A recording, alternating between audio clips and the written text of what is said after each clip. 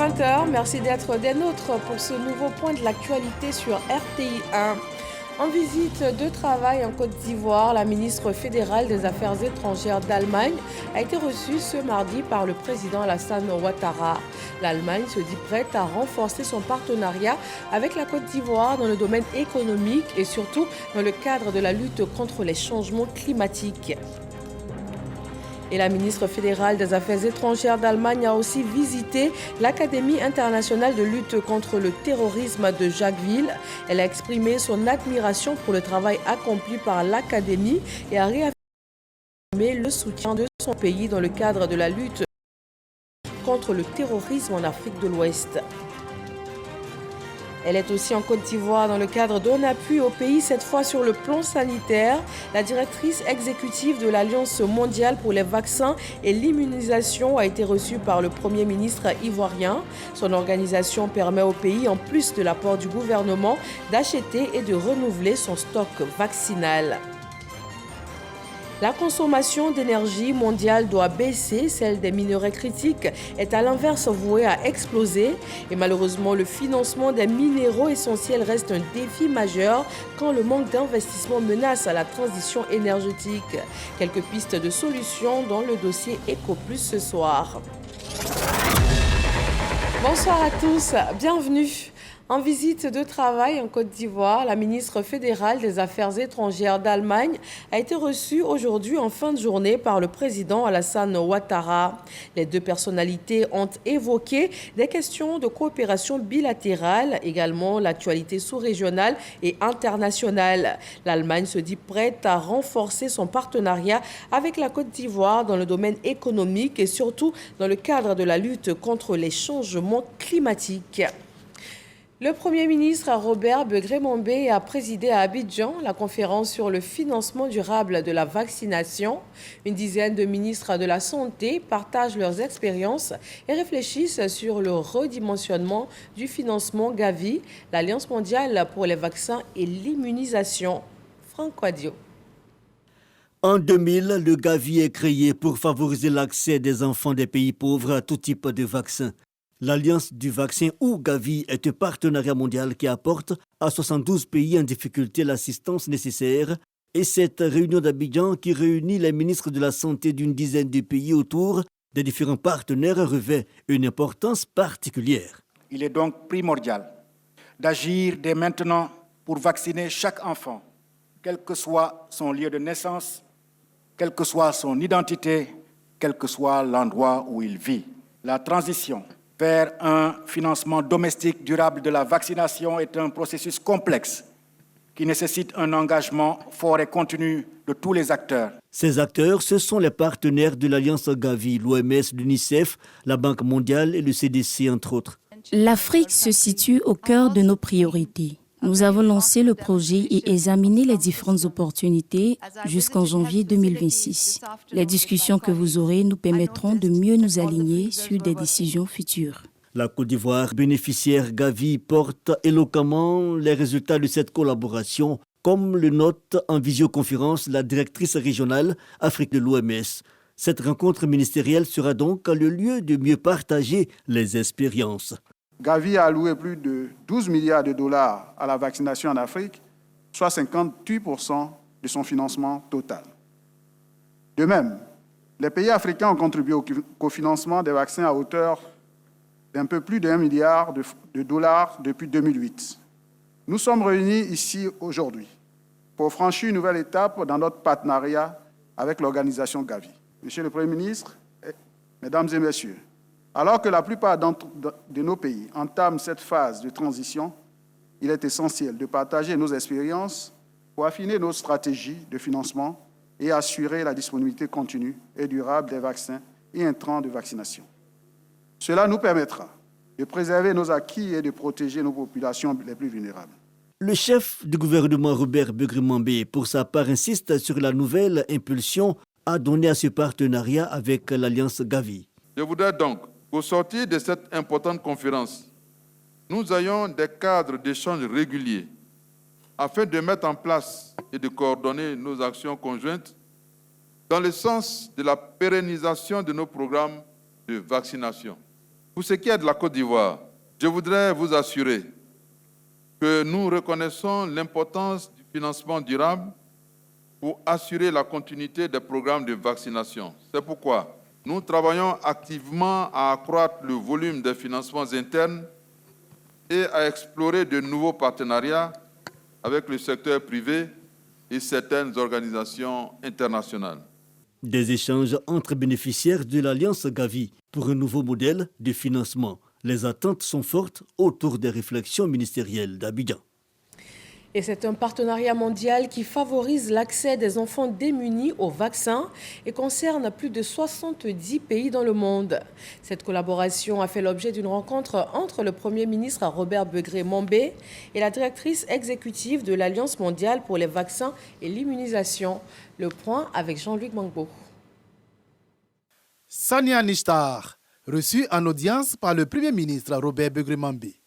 Au cours des échanges avec le chef du gouvernement, la directrice exécutive de l'Alliance mondiale pour les vaccins et l'immunisation, Gavi, a pu mesurer les efforts de la Côte d'Ivoire dans le domaine de la santé publique, notamment les différentes initiatives visant à améliorer la prise en charge des populations ainsi que l'engagement du gouvernement ivoirien à financer la vaccination contre le paludisme avec ses propres ressources. Très aussi encourageant et inspirant vraiment de voir la Côte d'Ivoire qui prend vraiment l'initiative vraiment de aussi financer des épreuves proches, des épreuves proches. L'Alliance Gavi vraiment aimerait vraiment voir la Côte d'Ivoire qui a déjà pris le lead, pouvoir vraiment encourager ses pairs vraiment dans la sous-région pour pouvoir aussi évoluer dans cette dynamique.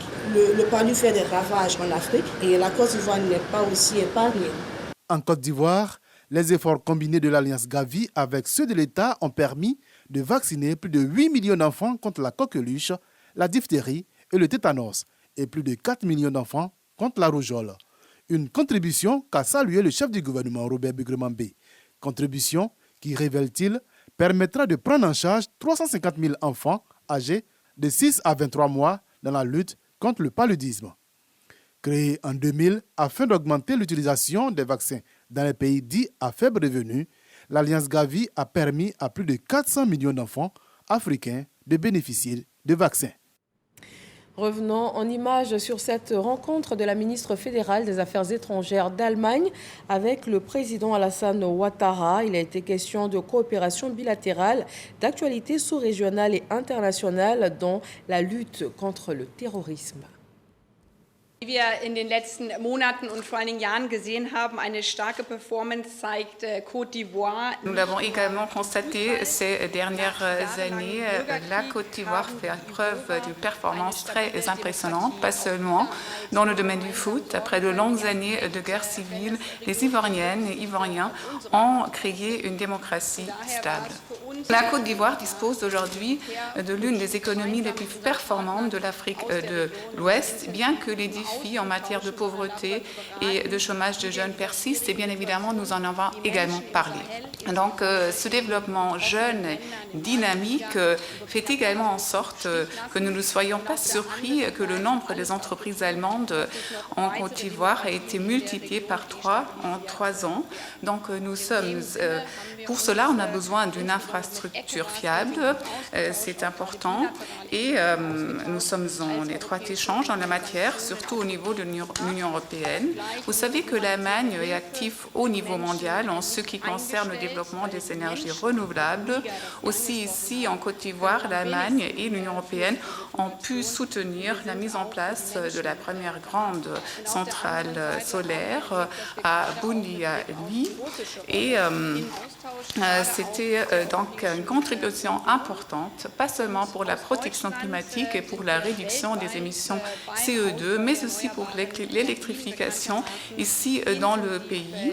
Nous allons continuer avec cette coopération en matière d'énergie renouvelable et d'infrastructures. Je voudrais dire à quel point nous nous sommes attachés à faire des investissements dans ce domaine, notamment en matière d'énergie solaire. J'ai demandé à Madame si nous pouvions avoir encore plus d'investissements du secteur privé. Et récemment, la centrale solaire de Bundiali a été inaugurée. J'ai demandé qu'il y en ait plusieurs autres pour notre pays. Et en matière de relations régionale. Bien évidemment, j'ai expliqué à Madame la ministre des Affaires étrangères nos préoccupations quant aux voisins, de certains de nos voisins où il y a quand même des attaques terroristes, la préoccupation pour les populations de ces pays, et également dire que, bien évidemment, nous souhaitons que ces pays soient aidés dans la mesure du possible au plan humanitaire, car les populations en ont besoin. Et nous avons évoqué aussi les risques que cela pose à la Côte d'Ivoire, surtout à la frontière nord. Comme vous le savez, nous recevons déjà plus de 60 000 réfugiés du Burkina, et ceci est un poids pour l'économie ivoirienne. Et nous sommes pour la liberté, pour la démocratie, pour l'État de droit. Nous pensons que c'est dans un climat de paix que tout cela peut évoluer. Et la Côte d'Ivoire continuera d'apporter son soutien à tout ce qui est promotion de la paix. Et nous souhaitons également continuer d'avoir ces excellentes relations avec l'Allemagne et dire que nous sommes très, très, très heureux de la visite de Madame la ministre et que nous souhaitons qu'elle revienne nous revoir le plus tôt possible. Avant cette rencontre, un peu plus tôt dans la journée, la ministre allemande a visité l'Académie internationale de lutte contre le terrorisme à Jacquesville. Cette visite a été marquée par un exercice de démonstration. Il aura permis de mettre en avant les compétences et les techniques enseignées aux stagiaires afin de faire face aux menaces terroristes. La ministre allemande a assuré du soutien de son pays dans la lutte contre le terrorisme en Afrique de l'Ouest. Elles sont organisées en association depuis 2002. Les épouses de militaires mettent en avant leurs projets en vue d'atteindre une autonomie financière. Entre autres projets, le démarrage d'une unité de transformation de manioc à Yamoussoukro, et elles bénéficient d'un appui financier de 5 millions de francs CFA du ministre d'État, ministre de la Défense Téné Birahima Ouattara. Le reportage dans la capitale politique ivoirienne de Amadou Ouattara et Zakaria Traoré. Au moins 1200 invités, toutes des femmes de l'Association des épouses de militaires de Côte d'Ivoire, AEMC.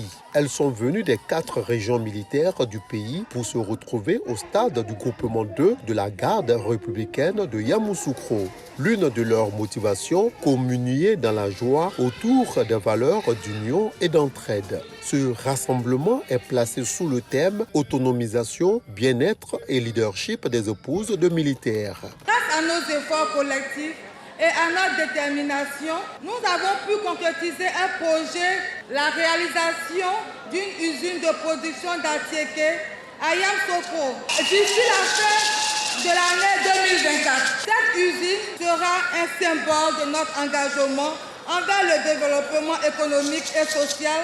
Elle offrira de nouvelles opportunités d'emploi et de revenus pour de nombreuses familles. Bonne nouvelle pour ces femmes, leur ambition de se prendre en charge s'inscrit parfaitement dans la vision de la haute hiérarchie militaire. À sa tête, le général de corps d'armée, Lassina Doumbia, chef d'état-major général des armées. J'en profite pour féliciter la dynamique équipe conduite par la présidente Touré Natacha pour tout ce qui est entrepris en ce moment pour que l'AMC, l'Association des épouses de militaires, puisse atteindre ses objectifs. Objectifs que nous gardons en vue, à savoir l'autonomisation des femmes. Vous avez tout notre soutien et le ministre d'État, le ministre de la Défense vous apporte tous ces encouragements. Il m'a chargé de mettre à la disposition du bureau de l'AMC la somme de 5 millions de francs CFA pour vous permettre de continuer à exercer vos activités en toute sérénité. 15 familles de munis, visitées la veille par l'équipe de la présidente nationale de l'AEMC, Natacha Touré, bénéficieront également d'un appui financier de 2 millions de francs CFA. C'est un don de l'état-major général des armées. L'AEMC totalise 2500 membres répartis en 25 sections implantées sur l'ensemble du territoire. Direction l'INFAS, l'Institut national de formation des agents de santé. Il y a été question d'information et de sensibilisation aux questions électorales. La commission électorale indépendante CEI a échangé avec les apprenants pour une communication sur l'éducation civique électorale. Sidonie Davila. Ils ont afflué en grand nombre dans les amphithéâtres pour s'instruire. La salle principale où se tenait l'événement était pleine à craquer, quand d'autres amphithéâtres, également bondés, diffusaient la séance en direct, permettant à tous de suivre la communication de la CEI. Étudiants, formateurs et encadreurs de l'Institut national de formation des agents de santé INFAS ont suivi la conférence avec un vif intérêt. Tout le monde s'inscrit dans le concept d'Ivoirien nouveau. Ce qui m'a le plus marqué, c'est d'abord la démarche de la CEI qui va maintenant vers la population, les étudiants que nous sommes, pour nous porter certaines informations. Ce fut un rappel sur certains points, mais des informations nouvelles également que nous avons reçues. On vient de voir combien de fois c'est important en tant que jeune, lorsque tu as 18 ans, de t'inscrire sur la liste électorale. Voilà, parce que ça te permet de décider. La satisfaction des étudiants est aussi celle de la direction générale. La connaissance fait le pouvoir et nous tous, nous avons appris. Et ce que je peux dire encore, c'est merci tout simplement, parce que nous avons été tous édifiés. Après un tour d'horizon complet sur les questions électorales, le président de la CEI a souligné l'importance de la participation citoyenne. À vous, les jeunes gens, le pays vous appartient. Vous êtes plein d'énergie, vous avez beaucoup de force. Mais la force se doit d'être utile. Elle doit être mise au service de la paix. Et la paix, c'est le respect des règles. Et le respect des règles requiert ici que vous veniez vous inscrire sur la liste électorale et donner votre voix dans la légalité aux candidats qui vont correspondre à vos vœux, à vos besoins. Le code électoral et la constitution, ainsi que d'autres documents importants, ont été remis aux étudiants au terme de ces échanges. Comment dynamiser le digital en Côte d'Ivoire? Des partenariats sont en perspective afin de booster ce secteur stratégique. Le ministre de la Transition numérique et de la digitalisation a échangé avec une délégation américaine, une rencontre qui intervient après l'ouverture de la Maison du commerce américain en terre ivoirienne. Ismaël Deo et Davis Oyo. Les États-Unis d'Amérique choisissent la Côte d'Ivoire comme le premier pays d'Afrique pour investir dans le domaine de la digitalisation. Le message est porté au ministre Ibrahim Khalil Konaté par Aaron Venkataraman, secrétaire adjoint du département du commerce américain. La Côte d'Ivoire, il y a son leader qui est le président Alassane Ouattara et sa vision va de ligne de compte avec celle du président Biden. C'est dans ce sens-là que nous avons décidé de venir ici et investir en Côte d'Ivoire, assurer la transformation numérique et aussi faire en sorte que cette transformation soit répandue un peu partout en Afrique. Une perspective commerciale en adéquation avec les aspirations du pays, tant au niveau de la formation qu'au niveau pratique. Ils nous ont rassurés de ce qu'ils vont nous accompagner. Et ils nous ont réaffirmé une promesse qui avait été faite ici d'accompagner en termes de formation en cybersécurité, en intelligence artificielle, des étudiants ivoiriens. Nous attendons que cette coopération se renforce pour le bien-être des populations ivoiriennes, pour le renforcement des relations bilatérales entre nos deux États. Deux piliers essentiels constituent cet accord, à savoir les infrastructures et la transition numérique. Réunion technique ce mardi entre les acteurs sectoriels de la coopération Côte d'Ivoire-Japon et les responsables de l'Agence japonaise de coopération internationale. Le Japon veut renforcer sa coopération économique avec la Côte d'Ivoire. Le montant total des engagements cumulés jusqu'à 2022 dans le cadre des prêts du Japon à la Côte d'Ivoire s'élève à 356 milliards de francs CFA. Dangui Dangui. Agriculture, infrastructure, santé, sécurité. Dans bien des domaines, le Japon accompagne le développement de la Côte d'Ivoire. Le montant total décaissé par le Japon au titre de la coopération technique jusqu'en 2022 s'élève à 921 milliards de francs CFA. Le Japon À travers la JICA veut aller plus loin dans son assistance à la Côte d'Ivoire. C'est dans ce cadre que se tient cette rencontre technique entre les acteurs sectoriels et les responsables de l'Agence japonaise de coopération internationale JICA. Pour ceux qui ne le savent pas encore, la JICA est une agence gouvernementale indépendante qui coordonne l'aide publique au développement du Japon. Elle se donne pour mission d'aider au développement économique et social des pays en développement et de promouvoir la coopération internationale. Dans la perspective donc de consolider et d'accroître les contributions du Japon en matière de développement économique pour notre pays,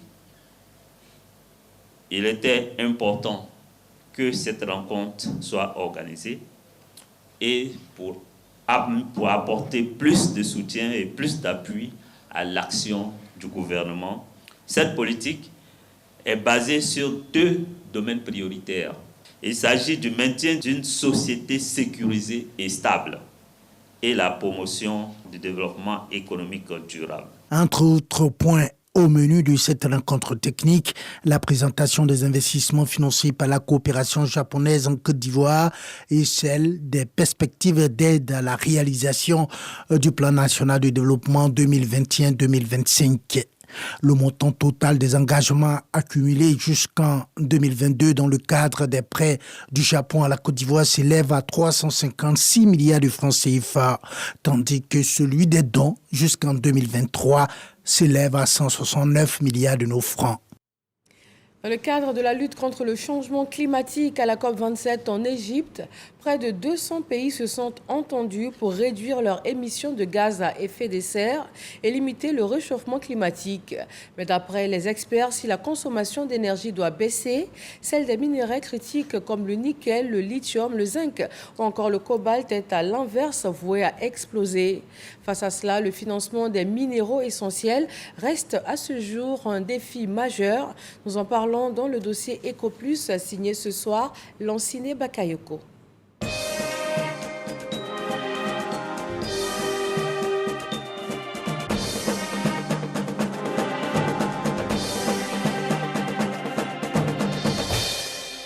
Paris, épicentre de la réflexion sur l'avenir de l'industrie minière en Afrique. Dans la capitale française où sont réunis tous les acteurs de la chaîne, les questions liées au financement alimentent les échanges. Le secteur minier est un secteur qui regorge du potentiel, mais ce potentiel, il se trouve en sous-sol. De ce fait, cela nécessite de gros investissements. Donc il faut une bonne stratégie, d'abord de maîtrise de l'information pour estimer la quantité des réserves. Ce n'est qu'à la suite d'une bonne estimation des réserves que des investisseurs peuvent être convaincus et ensuite développer une bonne stratégie de mobilisation, de financement, tant sur le plan local qu'à l'international, pour permettre de réaliser des programmes d'investissement dans la recherche d'abord, avant d'arriver aux phases cruciales de développement et d'exploitation. Convaincre les investisseurs à s'intéresser au gisement minier africain, un problème de plus en plus difficile dans un environnement où le financement traditionnel a fortement tari depuis la pandémie mondiale de la Covid-19. Après le Covid, la question du financement est devenue un peu plus complexe, dans le sens où toutes les économies ont été fortement impactées. Ce qui fait que sur les prochaines années, les financements vont être de plus en plus difficiles à avoir, surtout pour les économies qui ne sont pas structurées. Des économies africaines à structurer, mais surtout des modèles à réformater qui répondent aux nouvelles exigences basées essentiellement sur la transition énergétique et sur le respect des standards internationaux. Les standards européens ont changé et on exige à partir de 2024, à partir des années qui vont venir, d'avoir une certaine visibilité, une certaine traçabilité d'où les produits viennent et que on ait pris en compte au moins le UN Global Compact, donc tous ces paramètres sur la protection des enfants, sur l'écosystème. Ici, l'important, c'est surtout que nos économies africaines fassent en sorte qu'il y ait une bonne gouvernance achat et que cette gouvernance achat puisse nous permettre également de faire des économies. La transition énergétique en question relègue au second plan les énergies fossiles, le pétrole et le gaz naturel en tête, au profit des minéraux critiques comme le cuivre, le lithium, le nickel, le coltan ou encore le cobalt. Des métaux nécessaires dans la fabrication des voitures électriques et des batteries. Les investisseurs qui viennent pour investir sont tous dans la communauté Loro. Nous voudrions qu'ils soient beaucoup plus présents dans ce qu'on appelle les métaux transition. Au niveau de la Côte d'Ivoire, nous avons des indices importants, avérés, et que nous attendons leur accompagnement. Cette campagne de promotion des minéraux stratégiques expose à une nouvelle panoplie de risques réglementaires, politiques et financiers qu'il faudra anticiper. C'est l'ensemble du dispositif opérationnel qui a besoin d'être toiletté avec un accent particulier sur la construction des infrastructures. Ça veut dire quoi? Ça veut dire l'accès à l'électricité. Pour une activité minière, il faut de l'électricité, du réseau, idéalement branché sur une station hydroélectrique. Il faut éviter évidemment toutes les centrales thermiques, toute la combustion de fuel par exemple, parce que c'est très polluant en réalité. On ne veut pas produire des métaux pour les véhicules électriques qui sont censés être environnementalement plus propres que les voitures thermiques. Or, si l'activité minière est très polluante et consomme énormément d'essence, etc., évidemment, ça ne va pas du tout dans le bon sens. Investir dans les infrastructures de soutien telles que les chemins de fer, les ports et la production de l'électricité, c'est précisément dans cette optique que la Côte d'Ivoire a inscrit son action. Quand on voit l'État comme la Chine, qui veut garder sa position dominante sur les terres rares, sur le mécanisme d'approvisionnement, et aussi les États-Unis ainsi que l'Europe qui veulent sécuriser leurs approvisionnements. Ça montre à quel point ces minéraux-là vont continuer à alimenter la géopolitique de ces années à venir. Au-delà de toutes ces problématiques opérationnelles, il urge de revisiter certains domaines qui relèvent de la souveraineté des États, notamment la fiscalité, pour améliorer l'attractivité du secteur des minéraux critiques. L'investissement minier est un investissement à long terme. Et que pour rendre un pays attractif, il faut une fiscalité attractive et sécurisée. Et pour cela, on utilise toujours, en tout cas les hommes et femmes de droit utilisent ce qu'on appelle les clauses de stabilisation fiscale et de fois parafiscale. Donc c'est le respect justement de cette stabilisation qui est un élément essentiel de la fiscalité. Parce que dans ces clauses, il y a à la fois des taux qui sont convenus, il y a surtout la durée de stabilisation convenue, et deux fois aussi, il y a les étapes. L'autre défi, c'est la transparence. Ce challenge met en lumière la nécessité d'avoir accès à des informations fiables et actualisées sur les différents acteurs, afin d'assurer une visibilité accrue et un contrôle optimal des chaînes d'approvisionnement. On s'intéresse à la préservation de l'environnement et à la lutte contre la déforestation. Des ambassadeurs de la République démocratique du Congo, de la Tunisie et le consul honoraire du Bénin à Abidjan prêtent main forte à l'ONG Ivoire Diplomatie Verte. Ils participent à une campagne de reboisement de la forêt classée de Soumié à Aboisseau dans le sud-est de la Côte d'Ivoire. Didier Nguesson. Forêt classée de Soumié dans le département d'Aboisseau. Aka Wele, le président du conseil régional du Sud Comoé, plante un arbre. Laurent Tchagba, ministre des Eaux et Forêts, en fait de même, imité par le consul du Bénin à Abidjan et les ambassadeurs de la République démocratique du Congo et de la Tunisie en Côte d'Ivoire. Nous nous inscrivons dans cette dynamique d'institutions responsables et engagées pour saluer au plus haut degré l'initiative d'Ivoire Diplomatie Verte sous le thème « Un diplomate, un arbre, une ambassade, une forêt » en vue de lutter efficacement contre les effets du réchauffement climatique. Excellences, Mesdames et Messieurs les diplomates, merci pour votre promptitude à accompagner IDV dans cette cause.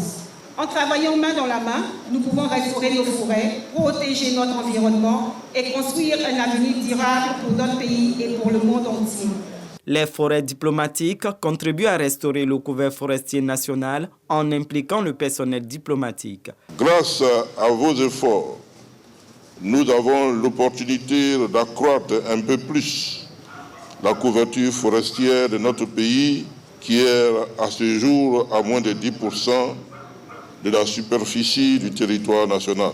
La présente cérémonie met sans doute en évidence l'enjeu crucial que renferme la reforestation dans les équilibres socio-économiques de la Côte d'Ivoire et également de nos États africains. Des initiatives telles que le planting d'arbres doivent être encouragées puisqu'elles demeurent l'un des moyens les plus efficaces et à moindre coût d'adaptation et de résilience au changement climatique.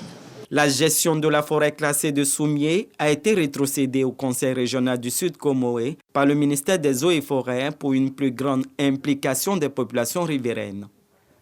Et on change de décor. Les résultats des examens de fin de formation dans les institutions de formation et d'éducation féminine IFEF ont été publiés. 95,23% de réussite. 1504 candidats déclarés admis sur les 1586 qui se sont soumis aux épreuves. C'est Forazegui. Plus d'un mois après les examens de fin de formation des auditrices des institutions de formation et d'éducation féminine IFEF, les résultats sont enfin connus. Cette année, le taux de réussite enregistre une hausse de 1,17 points. Les candidats ont composé dans les spécialités que sont la couture enfant, la couture adulte, la pâtisserie. Dans des options que sont la broderie main, le crochet ou l'art floral, ainsi que l'éducation à la vie familiale. Sur les 1686 candidats ayant effectivement pris part à l'examen, 1504 ont été déclarés admis, soit un taux de réussite de 94,83% contre 93,66% en 2023. Les résultats sont disponibles à la direction de la formation à la Tour B au Plateau et dans tous les centres d'examen à l'intérieur du pays. Pour rappel, les institutions de formation et d'éducation féminine IFEF sont des structures parascolaires où des offres alternatives d'éducation sont proposées pour assurer à la population féminine analphabète ou déscolarisée une formation et un encadrement spécifiques susceptibles de faire d'elles de véritables agents de développement. En politique, l'Union des jeunes du RHDP mobilise à Bondoukou, dans le nord-est de la Côte d'Ivoire. L'inscription sur la liste électorale, la participation aux élections, autant de devoirs civiques dont il a été question avec les jeunes de la ville.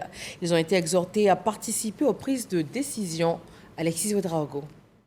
La jeunesse RHDP du Gontougo se mobilise pour les échéances à venir. Le RHDP a toujours misé sur sa jeunesse comme pilier de son action et de son avenir. Si un jeune, il y a une chose essentielle à faire, c'est de faire en sorte que les enrôlements sur la liste électorale soient un succès au niveau du RHDP. Des mots soutenus par le ministre d'État, ministre de l'Agriculture, coordonnateur régional. Il est de notoriété que nous sommes les plus nombreux en Côte d'Ivoire. Nous devons le manifester à travers l'enrôlement, à travers notre mobilisation. Et je suis convaincu qu'avec vous les jeunes, nous allons atteindre cet objectif. Je suis convaincu qu'avec les femmes, nous allons atteindre cet objectif. Donc, chers jeunes, nous vous faisons confiance. Autre point évoqué, l'engagement des jeunes en qualité d'ambassadeurs du développement de la région. Même son de cloche dans la région du Béret, les élus et les cadres du RHDP invitent les militants de la région à être prêts pour les échéances électorales à venir. Éric Goré. Une élection se gagne par la mobilisation des militants et le RHDP l'a bien compris. Le parti présidentiel est sur le terrain pour recenser, identifier et galvaniser les militants à l'approche de l'élection présidentielle de 2025. Le coordonnateur principal du RHDP de la région du Béret au contact des élus et cadres de la région du Béret. Objectif, prendre en compte les suggestions et préoccupations en vue de rendre le parti plus fort. Dosso Moussa, coordonnateur principal du RHDP du Béret, demande l'implication de tous et de toutes. Tous ici, on s'engage comme une seule personne derrière le président Alassane Ouattara pour réussir notre mobilisation, réussir notre enrôlement, notre identification, pour moi, il faut qu'on apporte quelques solutions aux problèmes que les militants nous ont posés et trouver des solutions avec la direction exécutive du parti. Le RHDP reste attaché à ses valeurs de remporter toute élection dans les urnes, toujours faire triompher la démocratie. L'élection présidentielle de 2025 reste un enjeu majeur pour le parti au pouvoir. Dans l'actualité internationale, le président rwandais Paul Kagame reste à la tête du pays pour les 5 prochaines années. Selon les résultats partiels portant sur 79% des bulletins dépouillés, il récolte 99,15% des voix. D'abord vice-président et ministre de la Défense, il devient président en 2000 lorsqu'il est élu par le Parlement. Par la suite, il est désigné à 3 reprises au suffrage universel. Paul Kagame a à son actif le spectaculaire redressement économique du Rwanda après le génocide. Ce mardi, en fin de journée, le président français Emmanuel Macron a accepté la démission du gouvernement de Gabriel Attal. Le gouvernement devient officiellement démissionnaire et ses membres élus aux élections législatives anticipées peuvent donc désormais siéger au Palais Bourbon sans contrevenir à la séparation des pouvoirs. Le Premier ministre a quant à lui garanti que son gouvernement assurera jusqu'au bout la continuité de l'État, notamment en vue des Jeux Olympiques. Voilà, dernier point de ce 20h. Merci de nous avoir suivis. Retrouvez à 20h50 sur RTI1 le débat. Le numéro de ce soir est consacré au suicide. Durant 90 minutes, Fatim Djedje et ses invités vont échanger sur ce sujet d'actualité. Pourquoi une telle recrudescence? Quelles solutions pour stopper le phénomène? Vous pouvez aussi participer en posant vos questions en direct via le code QR qui sera affiché au bas de vos écrans. Excellente fin de soirée et à demain.